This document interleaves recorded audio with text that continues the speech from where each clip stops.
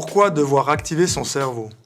Tout simplement parce que le cerveau, il est la centrale atomique, où on peut parler, il est du hardware du PC. Sans cerveau, il n'y a rien qui se passe. Il n'y a plus d'action, il n'y a plus de pensée, il n'y a plus rien. Et il faut savoir que constamment, le cerveau, le système nerveux reçoit des milliers, des millions d'informations qui montent au cerveau. Ensuite, au cerveau, il y a une interprétation, intégration des messages. Et ensuite, il va agir sous forme d'output, que ce soit des outputs plutôt de bien-être, de performance, le fait de sauter, de courir, de réfléchir, de parler, d'avoir la mémoire, de bien voir, mais aussi peut émettre des outputs de protection.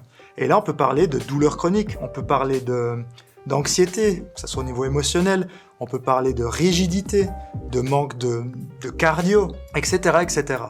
Le cerveau, en fait, il va se poser une question, c'est est-ce que ce que tu me donnes comme information est safe, sécurisante?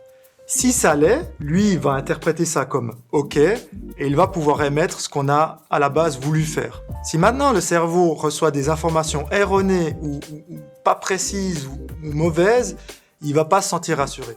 Et s'il se sent pas rassuré, il va tout simplement nous le faire comprendre avec des outputs de protection. Ça peut être des douleurs chroniques, ça peut être des problèmes d'allocution, ça peut être une vision floutée. C'est pour ça qu'il est primordial de s'intéresser au cerveau. Et c'est tout là mon approche neurocentrée. On peut atteindre des objectifs physiques, mentaux, même professionnels, mais on ne peut pas omettre cet aspect-là qui est le cerveau. Et en le potentialisant, en décelant les petites erreurs, les déséquilibres, on va pouvoir atteindre ces objectifs beaucoup plus facilement, d'une durée beaucoup plus longue. Voilà le principe du cerveau. Il faut savoir qu'il est plastique. C'est là qu'on parle de neuroplasticité.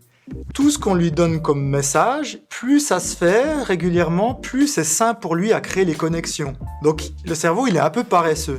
Si tous les matins j'ai l'habitude d'être assis devant mon PC et boire mon café au chaud, un jour qu'on a envie d'aller se baigner dans le froid par exemple, le cerveau il va nous dissuader. Il va nous dissuader avec des outputs de protection. Par exemple des doutes, ça peut être même un début de maladie, ça peut être des crampes, ça peut être plein de choses différentes. Et en fait, il s'est plastifié, il s'est habitué à notre routine. Maintenant, au contraire, si on donne le temps au cerveau de s'habituer à des nouvelles habitudes, comme aller se baigner tous les matins dans le froid, par exemple, ou d'aller faire son footing, lui, après un certain temps, va adorer ça, parce qu'il va voir ça comme faisable et facile à créer au niveau connexion, pour qu'on puisse le faire correctement.